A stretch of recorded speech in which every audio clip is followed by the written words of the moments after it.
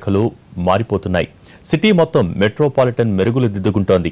ఒకవైపు రాజధాని హంగులు, మరోవైపు వచ్చిపోయే వ్యాపారవేత్తలు, విదేశీ ప్రతినిధులు, ఇలా ఒక్కసారిగా ప్రాధాన్యత పెరిగిపోవడంతో సుందర బెజవాడను సిద్ధం చేసే పనిలో ఉంది ఏపీ ప్రభుత్వం.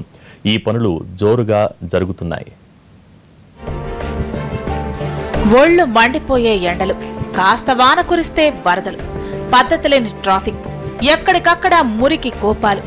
ఇది ఇన్నాళ్లు విజయవాడ అంటే బయట ప్రపంచానికి ఉన్న అభిప్రాయం. బయట వాళ్లకే కాదు, లోకల్ గా ఉండేవాళ్లు కూడా వీటి మీద జోకులేసుకోవడం కామన్. కానీ ఆ జోకులకు టైం అయిపోయింది. ఇప్పుడు సిటీ రూపురేఖలు యమ స్పీడ్ గా మారిపోతున్నాయి. రాజధాని రేంజ్ లో పరుగులు పెడుతున్నాయి.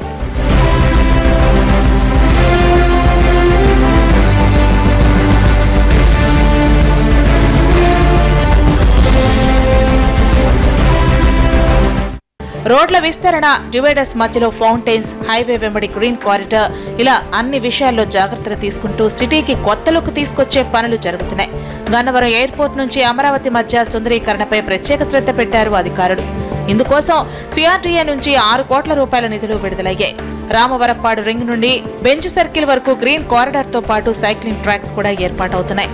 కర్బల్ స్టోన్లు పెట్టడం, 2 పక్కల దీంట్లో మట్టి పోయించడం, మధ్యలో వాకింగ్ ట్రాక్ వేయటం, మళ్ళీ ఈ మధ్యలో వాకింగ్ ట్రాక్కిను కర్బల్ స్టోన్ మధ్యలో గ్రీనరీ చేయటం, మొక్కలు పెట్టడం, ఈ వాకింగ్ ట్రాక్ ఇటు ఇది అది అన్నీ కలిపి సుమారుగా 6 కోట్ల రూపాయలు అవుతుంది. ఇంతేకాకుండా మరి ఇటు పక్కన మెష్ కూడా 1 మీటర్ ఎత్తున వేయడం జరుగుతుంది. ఇది ముఖ్యమంత్రి గారు వీలైనంత త్వరలో పూర్తి చేయాలని నారా చంద్రబాబు నాయుడు గారి ఆదేశం. విజయవాడ సిటీలో అడుగు పెట్టగానే సరికొత్త ఫీల్ కలిగించడం, పారిశ్రామికవేత్తలతో పాటు పర్యాటకులను ఆకట్టుకోవడమే లక్ష్యంగా సుందరీకరణ పనులు జరుగుతున్నాయి.